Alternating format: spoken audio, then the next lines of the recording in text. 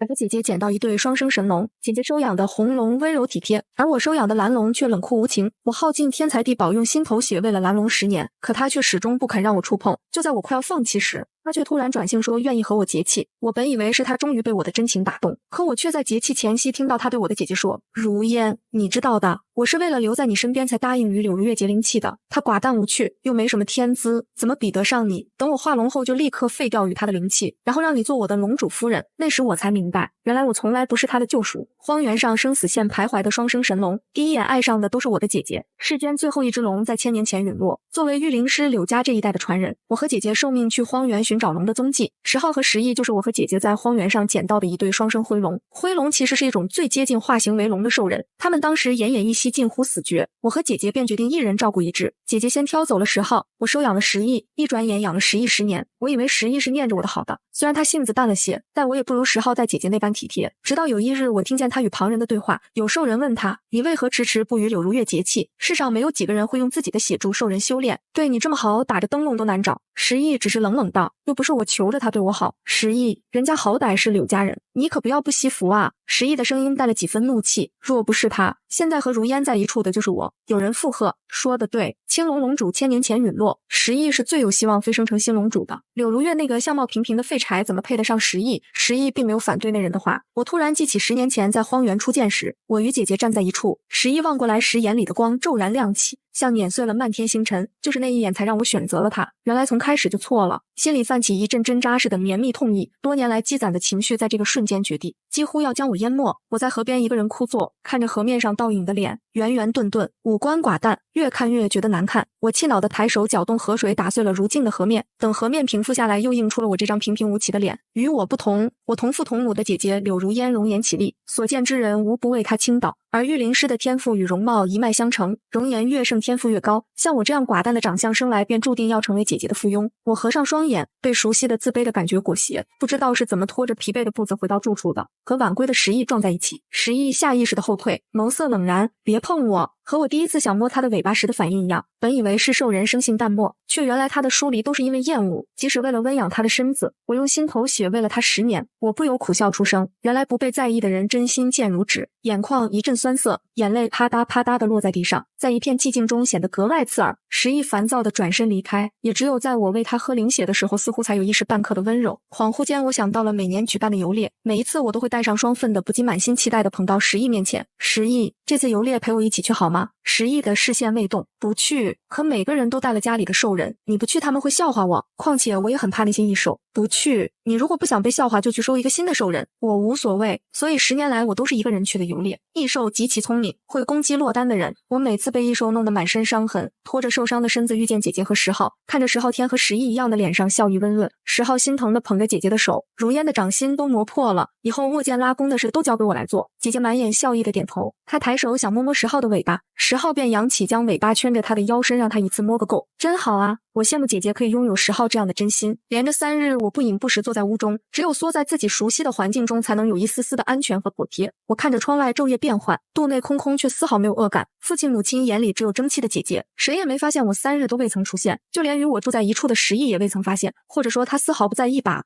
第3日一早，10亿便出了门，我在屋中各处游走，每一处都是我们2人一同生活过的气息。整整10年，他就像我生命里的意外，以为是可以融化的寒冰，却没想到是死结。腹中传来一股绞痛，我按了按肚子，将屋内我的东西收拾得干干净净。我该走了。前10年我活着的目标就是养好10亿，与他结契，共同修炼。可是如今这个目标大概完不成了。10亿那样一个喜怒不形于色的人，提到我时嘴上的3分厌恶，恐怕心里已经有了10分。我刚把10亿带回柳家时，他孱弱的像随时会死去，而由于灰龙的特殊血统，普通的草药灵食都对他无效。我在柳家不受重视，手里也没有钱物，便想到了用自己的血养他。有什么能比柳家后人的心头血疗愈作用更强呢？剜心放血还挺痛的，我也不知道自己是怎么坚持下来的。大抵是他饮完血后恢复红润的脸色，给了我无限的勇气吧。我想着从此以后我与10亿会相依为命，即使他性子冷了点，但终究是我捡回来的小龙。我做了许多为他好的事，甚至自作多情的没有将心头血的事告诉他，怕他会有压力。哪怕这样小心，还是让他厌恶了这些好。我决定放手，放过他，也放过我自己。我带着行囊离开了家，不知道要去哪里。也许就算我自此在世上消失，也没有人会在意的吧。我漫无目的的游荡，不知不觉走到我们一起赏过月的山谷。我喜欢看月亮，石毅也喜欢，但他从不愿与我一起赏月。只有与姐姐也同行，石毅才会答应与我一起。也只有见到姐姐时，石毅冷情的脸才会鲜活起来，甚至压抑不住自己的真身化形，掩在衣袍下的尾巴激动的颤抖。我以为那是因为他们双生灰龙感应所致，可惜我那时不懂。抬头看着天上成百上千年不变的月轮，忽然觉得我与石毅的10年很可笑，他与我的温情大概还比不上这寒夜的温度。我长舒了一口气，抬起头逼回淌到眼睫上的泪水，转身要离开时，直直撞进了一个胸膛，是石毅的气息。你在这里做什么？石毅的声音竟然意外的不冷。我想起那夜撞到他怀里时他的抗拒，慌忙退了一大步。没什么，随便走走。石毅的目光在我的行囊上打转，勾起一个温润的笑容。我有事要与你商量。我迷茫地望向他，10年来他还从未对我露出这样的表情。我的心控制不住地颤了一下，轻声问道：什么事？石毅抬手帮我将额间的碎发拢在耳后，动作轻柔的仿佛换了一个人。我们结气吧。他浅笑着说，石毅要与我结气。我的大脑一片空白，这句话我等了10年，原以为自己已经对石毅失望透顶了，没想到听到这话时，心里还是会下意识的欣喜，对着他鬼使神差地点了点头，忘记将自己锁在屋中痛彻心扉的那几天。也许是为了10年的执念，我劝自己，也许石毅是可以暖化的。他牵起我的手一路往回走，这是10年以来我们第一次亲密接触。我回握着他的手，不由自主地扣紧，他松松垮垮地牵着我，似乎只要我一松手，他的手便会滑落出去。回到柳家众人面前，石毅温柔地笑着，眼睛里像碾碎了漫天星辰，一如我们初见之时。我的心情从谷底一下飞到天际，心里像胀满了泡发的面团，鼓鼓囊囊的。刚和父亲母亲说完要与石毅结气，外面的烟花瞬间炸响，我以为是石毅用心准备的惊喜。我兴奋地跑到门外，烟花之下站着姐姐和10号，原来不是石毅为我准备的呀，我又自作多情了。我有些失望，侧头看向身旁的石毅，他仍旧笑着，但眼里的沉郁之色怎么也掩藏不住。朝夕相对10年，我怎么会看不懂他的情绪？他还是在意姐姐的。方才欢喜的心沉下去了几分。石毅握紧了我的手，力度大的逼出了我的眼泪。明明今天该高兴的，为什么还是止不住眼眶的酸涩？感觉遇见石毅后，我就像是得了风湿病，随时随地阴湿入骨，疼得钻心。柳家2个女儿要与灰龙结气的消息传得很快，大家都感叹柳家的好运气。毕竟自从1000年前青龙龙主陨落世上再无真龙，灰龙石毅和10号就是最有可能化龙的存在。柳家有灰龙，而且是2只，让其他御灵师都看红了眼。有了天生龙脉，再加以柳家女儿天生炉鼎的疗愈能力，前途不可限量。当然他们主要夸的是柳家的大女儿柳如烟，至于我不过草草带过。有人说10号有了柳家这一代最强传承的气主，一定会飞升化龙，也有人说可惜石毅竟然摊上柳家2女儿这个废柴。这些话我从小到大已经听过了无数遍。姐姐是天上月，我是脚下泥，就连我的亲生父母都不能一碗水端平，又怎么能要求别人一视同仁？所以我不在意这些，我唯独在意的是石毅的看法。节气前夕，我问是否会后悔，他说不悔。节气前夜，按理说我与石毅是不能见面的，要各自在灵泉中洗身，但想到这个月的心头血还未给石毅，我寻无人处取了血，小心翼翼地放在钵子里护在怀中，一路循着他的气息找到了他。刚要开口喊他，却听到他的嗤笑声：如烟，你知道的，我为了留在你身边才答应与柳如月结灵气的。他寡淡无趣，又没什么天资，怎么比得上你？我的脚像被钉在了地上，他正拉着姐姐的手诉说，眼神是我从来没见过的热切。刺人的话接着从他嘴里吐出，等我化龙，第一件要做的就是废掉与他的灵气，然后让你做龙主夫人。我看着姐姐没有回应，心中稍稍安慰，至少姐姐没有背弃我。姐姐蹙了蹙眉，就在我以为她要呵斥石毅时，她却说，我真不舍得阿义待在柳如月那个废柴身边，他那点灵气怎么能助你修炼呢？我后退一步，不敢相信这话是从姐姐嘴里说出来的。她说着还拉住石毅的尾巴放在手中把玩，石毅的尾巴我不小心碰一下都会被她说恶心，她却让姐姐随意抚弄。石毅淡淡道，我有柳如月的心头血，等和她结气之后裨益更大。姐姐笑得娇媚，一点心头血能赶得上我天生炉鼎。石毅眼中闪过我没见过的残忍，不够就再取，反正他爱我入骨，一身血肉又算什么？原来石毅一直都知道我在用心头血养他，我以为他会怪我不爱惜身子，他会将我拥进怀里，心疼的让我不要再剜心取血，说我把他想得太好了。我从他的眼睛里没有看出半分的怜惜和爱意，只有深深的嫌恶和无尽的怨气。我觉得心脏像被人攥在手中，一点点榨干了血。直到此时，我才愿意承认石毅是真的不在意我。我跌跌撞撞地回到住处，颤抖着手将前些日刚一一复位的东西又打包了起来。不过这次我丢掉了与石毅有关的一切，这段感情里从始至终只有我一个人。这次真的要走了，临走前我留下了一张字条：石毅，你自由了。我抬手抚上左胸口凸起的刀疤，因为日复一日的取血，这里的刀疤已经成了我身体的一部分，再也消不掉了。就像10亿在我的生命里成了个无法抹去的结，一个我用了10年也未曾打开的死结。我觉得胸口闷闷的，终究放弃了我的小龙，也放弃了那个飞蛾扑火的自己。我不打算告诉任何人我的去向。离开季家后，我换了很多地方，最后在没人认识我的沿海小镇落脚。这里民风淳朴，也有很多未开制的小零售。渐渐大家都知道我对零售的疗愈之力，一传十，十传百，当地的育灵师协会找到了我，他们说服我加入了协会，并且保证不会泄露我的真实身份。我在柳家是个废柴，可是在边陲小镇里能力堪堪够用，人们都很友善，尤其是小孩子，他们会捡来海边五彩斑斓的石头放在我的窗前，答谢我帮他们安抚躁郁的灵兽。有些胆子大的小孩会问，姐姐这么厉害，为什么没有自己的灵兽？我摇摇头，我不厉害，长得也不漂亮，没有灵兽愿意跟着我。听我这样说，小孩们急了，谁说的？姐姐人美心善，是我们见过最厉害的育灵师。我故作不在意的笑笑，孩子们的注意力变得快，不一会儿就去聊自己家的兽人了。我忽然想起10亿，他应该已经发现我离开了吧？他会因为计划落空而暴怒吗？会维持不住自己冷情的面具吗？我摇摇头，甩掉这些念头。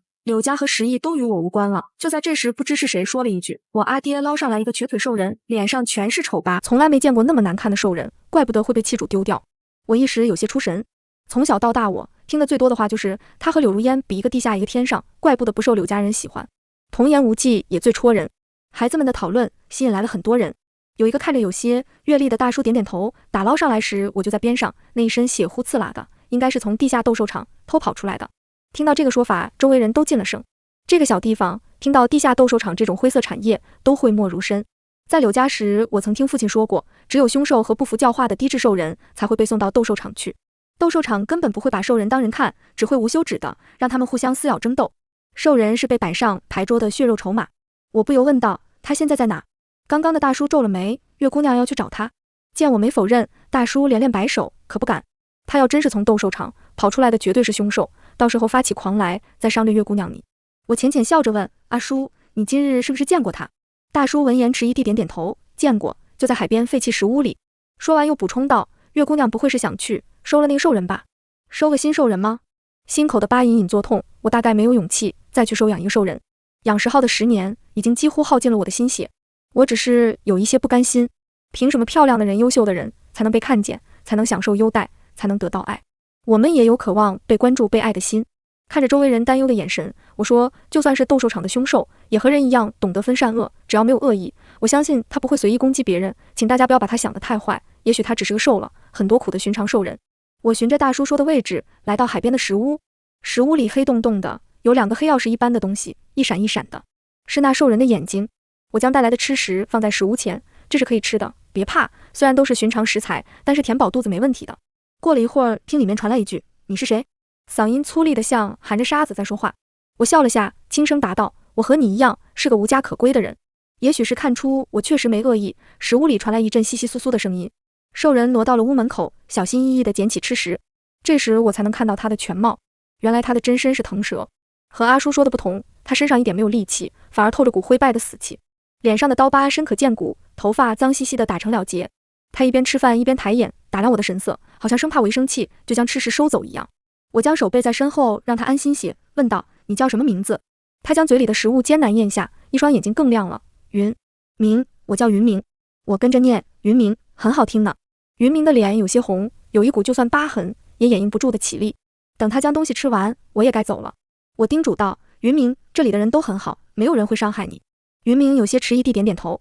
多温驯的兽人啊，怎么会被送到地下斗兽场那种地方，还被虐待得这么惨？我叹了口气，转身要走，衣角却被云明拽住，回头便对上了一双带着祈求的湿漉漉的眸子。云明艰涩地开口，姐姐能不能收养我？我不是坏人。我怔住，他怕我拒绝似的，说了一咕噜的话。我虽然伤了腿，但不影响干活的，挑水做饭、洗衣铺床我都能做，或者别的事，只要姐姐需要，我都能做。透过云明，我好像看见了幼时的自己。为了父亲母亲能多看我一眼，我做了许多事，帮他们洗脚洗衣，帮姐姐铺床叠被，只是为了让自己显得能干些，仿佛少做一点都不配得到他们的爱。而姐姐什么都不做，只要站在那里，就是他们最爱的女儿。这种不配的感一直伴随着我长大。那时我多希望有人可以跟我说，你不需要这么做，我们也会爱你。心下有些酸涩，我定定地看着云明的眼睛，像我这样长得不好看、天赋低微的弃主，你确定要跟吗？云明松开了我的衣角，我黯然地垂下眼，果然，这个世界是看脸和实力的。谁知下一秒，云明在衣服上擦擦手，轻轻抚上我的脸，姐姐很好看，比云明见过的人都要好看，我想跟着姐姐。还是第一次被人这样夸。云明眼底很干净，没有我见惯的鄙夷。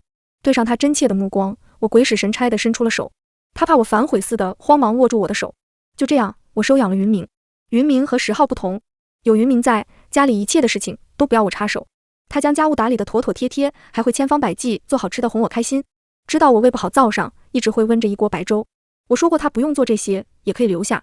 名义上是不想用恩情裹挟他，其实只有我自己知道，是怕有一天他变成和10号一样冷情，我会不习惯。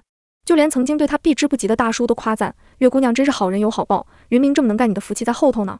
邻居们也都羡慕我，拿云明对比，细数着各自家里受人的不好。我只是笑笑不语。我想过云明是个温驯的兽人，却没想过他这样好。在他身上我才明白，原来想对一个人好的心不分人和兽人，只是在于愿不愿意。时间过得很快，有了云明的陪伴，我回忆起过去的时候少了，只是偶尔还会陷入梦魇。梦里回到了收养10号的第4年，我与姐姐带着各自的兽人出门，半路上遇到柳家对手的伏击，火药榴弹炸开的声音和刀尖劈砍声包围着我们。混乱之中，实意保护着姐姐，我拉着10号一路躲避追击。那些人穷追不舍，将我们逼到断崖边。我一心想着护住10号，没留意脚下，直直地坠下断崖。下坠时，我还在懊恼自己没用，还在担心10号的安危。但梦里的画面比记忆中更加清晰。我坠崖前，有人想要袭击姐姐，10号推开了我和10亿一起扑在了姐姐身前。原来没有什么失足坠崖，而是我挡了别人就白月光的路。所幸断崖不高，我捡回来一条命。4肢粉碎性骨折，在床上躺了半年。父亲母亲只来看过我一次，其他时候都很忙。因为姐姐身上有擦伤，他们不舍得姐姐身上留疤，所以忙着寻消疤痕的灵药。10号也只来过一次，还是在姐姐来探病时。脑海中有个声音在叫嚣：柳如月，你这样的人活在世上都是浪费空气，根本没人会爱你。我拼命地摇头，想把这个声音赶出去。就连你亲手养大的兽人都背弃你，你就是扶不上墙的烂泥。脑海中的声音更加尖利，像父亲的声音，像母亲的声音，又像姐姐的声音，最后变成了10号的声音：别碰我，你让我恶心。我挣扎着后退，对不起，对不起。努力构建了这么久的心墙轰然倒塌，我近乎又要陷入自弃的情绪。突然觉得额头上暖洋洋的，脑海中这些杂音一下都消失了，像黑暗中被撕开了一道口子。我朝着那道光亮狂奔，直至眼前光芒大盛。睁开眼时，就看见云明一脸担忧的跪在床边，他的手正放在我的额头上摩挲。见我醒来，才舒了一口气：姐姐做噩梦了吗？温温柔柔的声音，听着让人心里安稳。不知怎地，这一刻我很想哭，眼底的潮气翻涌上来。我第一次在云明面前落泪，眼泪像不要钱似的止不住的流。云明不知道怎么安抚我，只好手足无措地将我拥进怀里，动作轻柔地拍着我的背：姐姐不难过，云明在。若我当着10号的面哭，10号只会冷冷地让我出去。在云明面前，我可以卸下所有伪装的坚强。我嗡动着唇，鬼使神差地说：我想摸摸你的尾巴，可以吗？云明的呼吸微滞，变出他的尾巴放在了我的手上。我惊奇地看着上面的纹路，青色的鳞片闪烁着暗芒，鳞片之下还浮动着金光。腾蛇的尾巴都是这般华丽的吗？我曾经见过姐姐摸10亿的尾巴，灰龙已经是最接近龙的存在，但灰龙尾巴也没有云明的漂亮。我颤着手指小心地触碰这年少时念了很久的东西，指尖在云明的蛇尾上游移，在我没注意到的地方，他的呼吸越来越急促。蓦地他抓住了我的手，声音有些阴哑：姐姐不知道摸尾巴代表着什么吗？我茫然地看着他，摸尾巴代表什么？从我记事以来，见姐姐摸过许多兽人的尾巴，狐狸的尾巴，荒原狼的尾巴，还有数不清的虫鱼鸟兽的尾巴。姐姐说兽人的尾巴只给强大的御灵师摸，所以从小我就不敢轻易动手。对10号实在是因为喜爱才敢跃跃欲试。见我不懂，云明的脸上有些红。云明侧过头，嗫嚅着唇说道：尾巴是兽人最敏感的地方，摸尾巴是交配灵修的意思。我的脸当时也热了起来，竟然还有这个意思，姐姐骗了我。这样的事从来没有人教过我，我只当是一个再寻常不过的表达喜欢的动作，真是白当了这么多年的御灵师。那我当时窥探鸡姐姐摸10亿的尾巴，是不是有点猥琐？转念间，姐姐摸过那么多灵兽的尾巴，岂不是每次摸了尾巴之后，她的术法就会精进不少？我还以为是天赋。我赶快放开云明的尾巴，觉得掌心都有些发烫。云明回过头，认真地看着我的脸：姐姐别误会，云明愿意的，只是有点难受。我眼神闪躲，他抓着我的手，带着我去感受他尾巴上的纹理，指尖所到之处都会带起一片金光。云明突然提及了自己的过往：我出生在荒原，很小就被带到了斗兽场，他们逼着我打架，撕咬别的兽人，我不愿意，他们就打断了我的腿，划烂了我的脸，我好不容易逃了出来，以为这辈子只能活在阴暗的下水道里，以腐肉为食，不明白活着的意义，直到遇见了姐姐。我心里一阵酸涩，云明真的受了很多苦啊。若是当年我遇见的，不是10号而是他，是不是一切都会不一样？他继续说道，云明想节气，永远和姐姐在一起，如果姐姐不嫌弃云明丑的话。我脱口而出，怎么会？我想说的是不会嫌弃他。云明却欣喜若狂，放开我的手，紧紧地拥着我，姐姐这是答应了。他的心砰砰砰剧烈的跳动，在我的心上也激荡出涟漪。否认的话在喉头打了个转，到嘴边却变成了一个字，展望下和云明相依为命的日子，似乎还不错。云明照顾我的生活，我照顾云明的腿，我们两个一起慢慢的好了起来。每到傍晚，我们都会迎着海风在海滩上漫步，两个人过去的回忆都乏善可陈，牵手走着却有说不完的话。今天海浪很大，冲上岸很多贝类，我们正要捡些回去改善伙食，忽然听到身后有人唤阿月。我回头看见了10号，手中的扇贝掉了一地。云明注意到我的异样，将我挡在了身后。我握了握云明的手，给他一个安心的眼神，是故交，放心没事的，让我单独与他说几句话。云明颔首走到远处，眼睛警惕地盯着我与10号的方向。我望着10号，多年不见，他沧桑了不少，没了当年如星如月的少年意气。我勾起一个微笑，好久不见，10号。10号眼中却翻卷着怒气，他是谁？我对上10号破人的目光，我收养的兽人。10号唇角轻颤，那我呢？我们现在已经没有关系了，我留下的纸条你应该看到了，你现在是自由身，10号。我回道。10号抬手指着云明的方向，不可置信地质问，你要为了一条瘸腿的丑蛇抛弃我？我听不得他这样说云明，催动灵力劈过去一掌，被10号躲开，只在颊边留下了一道红痕。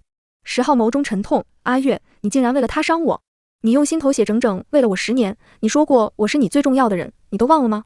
可是在你心中从来没有我，只有柳如烟，不是吗？10号震惊了一瞬，你怎么知道的？节气前夜你来找我了是吗？这不重要了，都已经过去。10号蓦地抓住我的肩膀，对不起，是我错了。我没想到10号还会有认错的时候，若是从前看到他这样低声下气，我恐怕会心疼的不行，今天却不痛不痒，没有什么感觉。我甩开他的手，不愿再纠缠，话和感情一样都会过期，过了那个时限再说，就没人想听了。我朝着云明的方向跑去，云明孤单单站在那里，像一只被遗弃的小狗。见我过来，他脸上有些惶恐又有些惊喜，我以为你不要我了。我扑哧笑了一声，怎么会？他也是你的兽人吗？你喜欢他吗？我牵起云明的手，云明不要多想，现在我只喜欢你。我们要离开海滩时，身后传来10号的喊声，柳家主快不行了，让我找你回去。我的脚步顿住，曾经我对这个父亲有过期待，希望他可以想起自己的小女儿，哪怕不疼爱也不要像看不见。他会给姐姐买糖点心，做木娃娃，却从来没有为我做过什么。从小到大甚至几乎没有对我笑过，但血缘真奇妙，他待我像陌生人，听到他快不行了，我还是有点难过。做女儿的至少在父亲临终前要在的吧，虽然我在与不在他可能并不关心。云明担忧地看着我，我对他说，云明，我帮你治好脸上的伤好吗？云明有些低落，姐姐是嫌我丢脸了吗？我捏了捏他的手，不要胡思乱想，我只是不想让别人看清你。如果要回柳家，从小到大我听过的那些讥讽，不忍心让他再听一遍。云明温驯地点头，我相信姐姐。兽人的机警与生俱来，云明受尽折磨，还能全然信任别人，让这份信任显得格外珍贵。我没忍住摸了摸他的脸，上面没有疤痕的地方，比女子的肌肤还要光洁。云明突然现出真身，尾巴攀上我的腰际，示意我摸。小腹处有些硌得慌，还有些灼热。我轻轻地抚过他泛着金光的鳞片，一直摸到了尾巴尖。云明的身子猛地颤了颤，声音染上些玉色，姐姐也摸过他的尾巴吗？云明口中的他自然指的是10号。我扯着嘴角自嘲地笑了下，他厌恶我的触碰，因为他心里想要的不是我。云明眼中闪过惊喜，姐姐不要摸他。云明不喜欢他看姐姐的眼神。到了夜里，云明破天荒的没在自己的房间睡觉，而是抱着被子挤到了我的床上。他说想要和我蹭蹭暖和。我知道突然出现的10号让他不安，就默许了他的行为。他动情时身子便会化成圆形，往日我没注意，今天一看却发现他额上不知何时多了一对触角。腾蛇是没有触角的。你到底是什么东西？我指住云明的磨蹭问道。云明眼底赤红，强撑着清明说，姐姐说我是腾蛇，我就是腾蛇。我要晕死。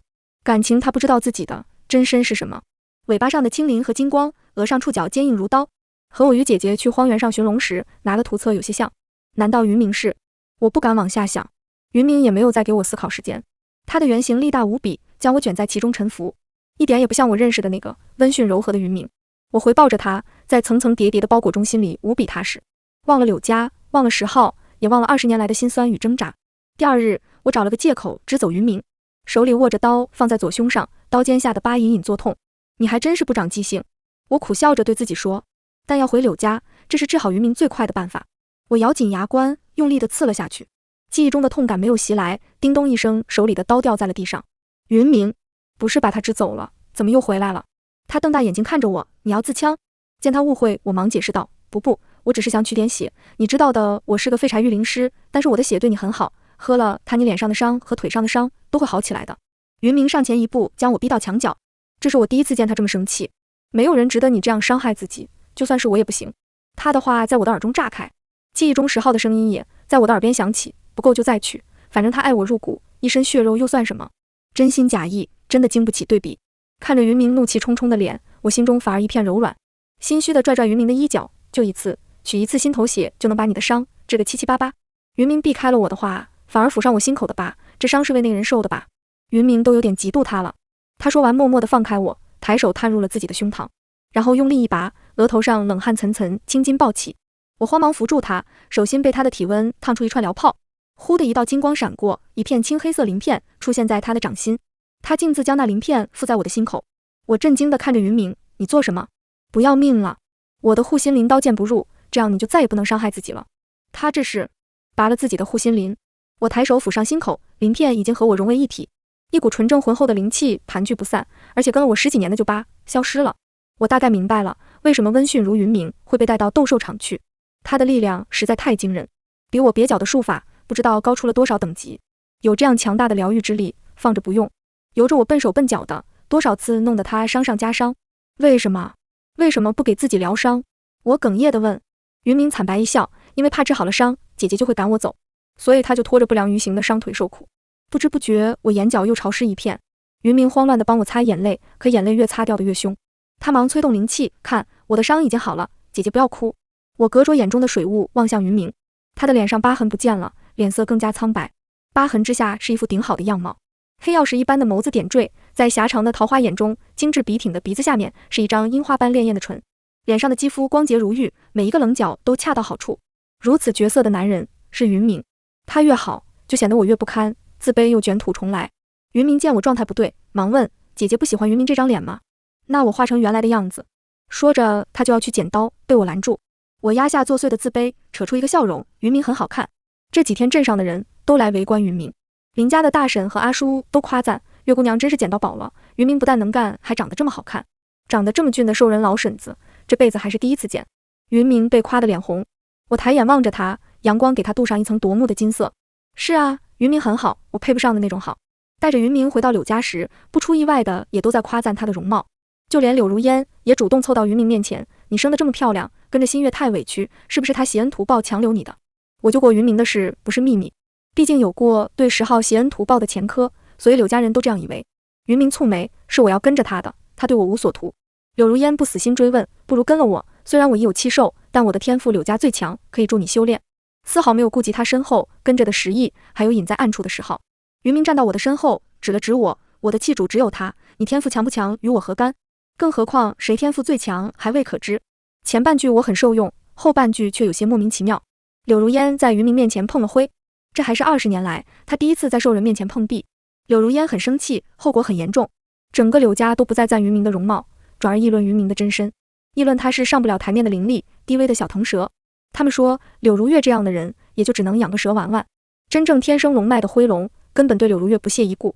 柳如烟帮10亿修炼，估计离化龙不远了，柳家有柳如烟就够了。云明长得再好看也不过是只蛇，柳如月把他带回来能有什么用？抛弃灰龙养个腾蛇，有他哭的时候。云明捂住我的耳朵，我摇摇头拉下他的手，云明，我听着这样的话长大，已经习惯了。云明心疼地摸摸我的脸。我带着云明去了看月亮的山谷，在谷底遇见了10号。10号语气不忿，我们的地方你也带他来。10号大概忘了当初我求他一起看月亮时他有多不耐烦。天上的长月星河，地上的河谷林木不属于任何人，还有我和你不适合再用我们了。我的话激怒了10号，他大步上前想抓我的肩膀，云明抬手直接震飞了他。10号不可置信地看看自己的手，又看看云明，似乎不相信自己堂堂灰龙会被一只小腾蛇制住。云明眸光如刀，感动他，让你从这世上消失。我望向云明，被维护的感觉真好。片刻沉静之后，10号整理了下情绪，转而说，柳家主走之前想见见你，今夜估计是最后的机会。灰龙对生命的感知比人超前得多，颇有些说你3更死，你必然活不到4更的意味。只是我有些疑惑，大限将至的时候想见我，不应该想见柳如烟吗？拉着云明的手叮嘱道，我去就回，等我。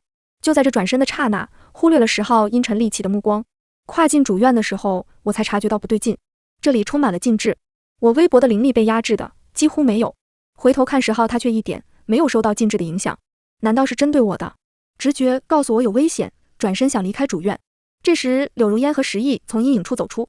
柳如烟娇俏一笑：“我的好妹妹，几年不见，你敏锐了不少啊。”话里的恶意，就算我是个傻子也听得出来。他冲着10号招手：“阿鱼，到我身边来。”10号的身形微僵，他不敢看我的眼睛，低着头走到了柳如烟的身边。我问：“你们想做什么？”柳如烟娇俏一笑：“想让妹妹帮个小忙。”这话有点可笑，她从来不屑让我帮忙，自小哪怕我出了力的事，到她嘴里也与我无关。因为怕被别人说她，还要借废柴的力做事。见我不说话，柳如烟走到我身前，指尖在我的心口画着圈圈。听阿鱼说，妹妹的心头血很适合辅助修炼，所以我想替阿吴借一点。我震惊地看向10号，原来他告诉我父亲要死的消息，又处心积虑地将我骗来主院，是要帮柳如烟和石毅取我的心头血。封在心底最深处的东西一下碎了，自己当成珠玉一样养了10年的少年，此刻面目是这样的陌生。10号避开我的视线，看不清他脸上的神色。我闭了闭眼，吐出胸口的浊气。我和姐姐同父同母，我们的血是一样的，为什么非要我来取血？柳如烟娇柔地靠在石毅胸前，指尖却缠着10号的墨发，理所当然地说：“因为我怕疼啊。”阿鱼不忍心看着我疼，对不对？在柳如烟炽热的目光下，10号点了点头，我笑了，笑声我自己听起来都有点吓人，一片真心喂了狗。10号，你才让我恶心。我一字一顿地说，他对我说过的话又还给了他。10号紧抿着唇，终于抬头看我，他眼中是挣扎还是纠结，都与我无关了。柳如烟见我失态，声音有些雀跃：“阿吴和阿鱼马上就要飞升化龙，你交出心头血助他们，以后泼天富贵等着你。”他还当我是当年被他骗的团团转的小姑娘。2只灰龙飞升，别说心头血，恐怕把我浑身的血抽干都不够。天下不会有2个龙主，10号和石毅必有一个陨落。为了一半的可能性，曾经我最在意的少年和拼命讨好的姐姐要献祭了我。我的手脚发颤，浑身冰凉，心口鳞片的温度才让我感到一丝温暖。我抚上心口，想到云明，那才是真正的天生龙脉。10号和石毅想化龙，真是可笑。被奉承久了，会弄不清自己的位置也属正常。柳如烟见我露出讥讽的表情，一下怒了，指挥10号：“阿鱼，把他绑起来。”10号犹豫了一瞬，还是朝我走来，一步一步踩碎了我对他最后一丝故人情分。他说：“阿月，你不要反抗，就不会那么痛。”我嗤笑，真是贴心又怜惜。10号，你会后悔的。我冷冷地开口。他趁着绑绳子的空隙，附在我的耳边低声说：“等我飞升就放了你，再帮我一次，我不会让你有事的，阿月，相信我。”曾经我和他撒娇，让他不要喊我的全名，唤我阿月，他始终不肯。如今他一口一个阿月，我只觉得反胃。年少时的求而不得，终究变得面目全非。10号把我绑到柳如烟面前，剑刺入我的心口，却连皮都没有破一点。他不可置信地睁大眼，不死心地连着刺了几剑，都毫发无损。不可能，不可能！你学了什么邪术？我抬头看着他，这说明老天爷都不帮你。他将剑递给10号，你来。10号试探着刺了一剑，结果也是一样的。柳如烟有些暴走，刺别的地方，我就不信不流血。10号握着剑的手微微发颤，他朝着我的左臂刺了进去，血腥味顿时溢出。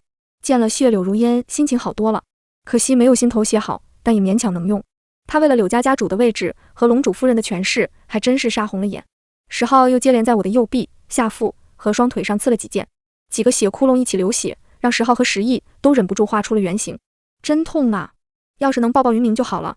云明的怀抱很温暖，他会轻轻拍着我的背，就像小时候母亲哄柳如烟睡觉那样。我知道云明会一直在山谷等我，他一直都是个温驯执着的性子，希望我死之后，他可以寻到一个好气主，不要再受苦。随着血被取走，我身上越来越无力。忽然，主院上空传来一声震耳欲聋的长啸，我从未听过这样的叫声，震天动地，足以排山倒海。主院柳家众人也被叫声吸引，迅速围拢过来。他们都看见了柳如烟对我的所作所为，可是没有一个人阻拦。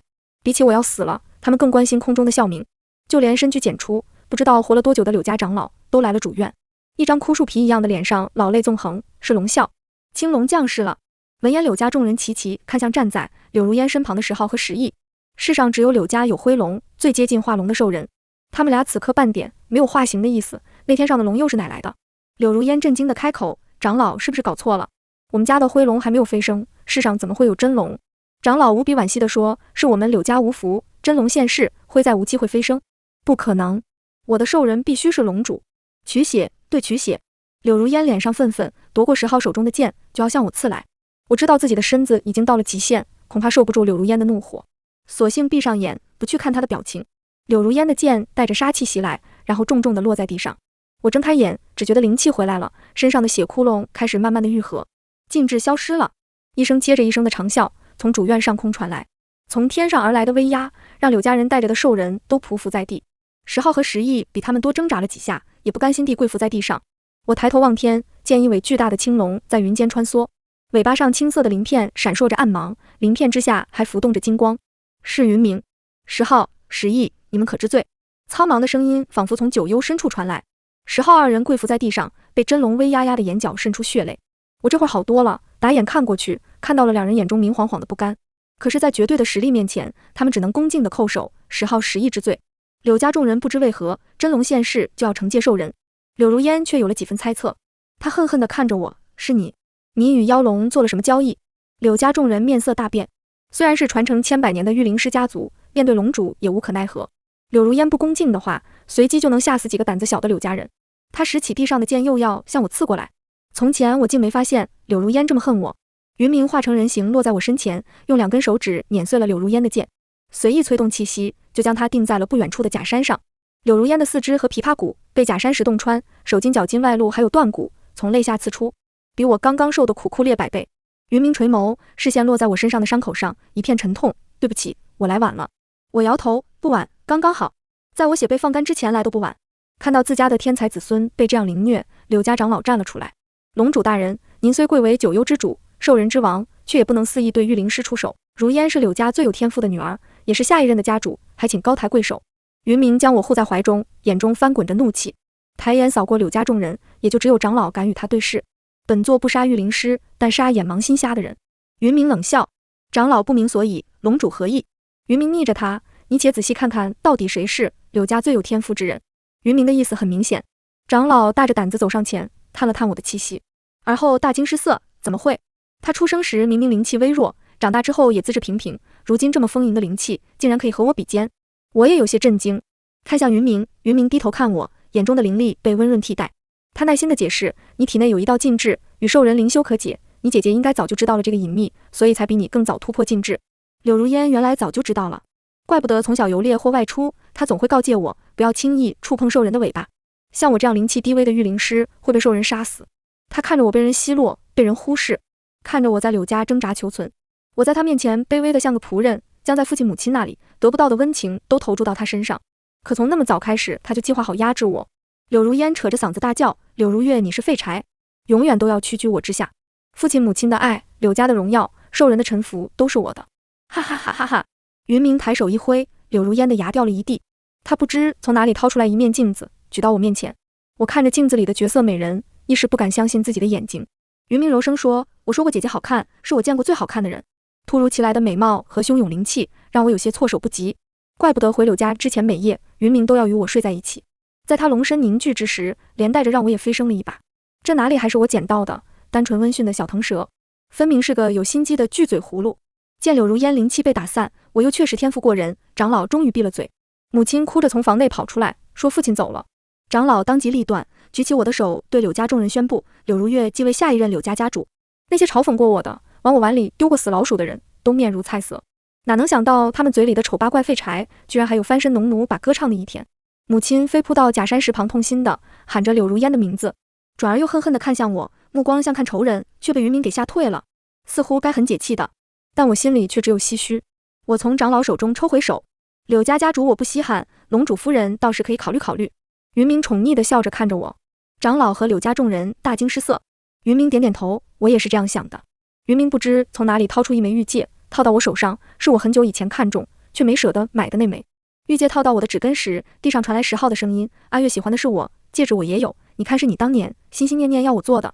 10号手里举着的是一枚银色的戒指，那些年实行打银戒，我求了10号很久，想要他给我打一枚，他一眼打了，我每天眼巴巴的等着他打成送给我，但最后戒指打成时就不见了，直到许多天后，我在柳如烟手上看到了一模一样的戒指。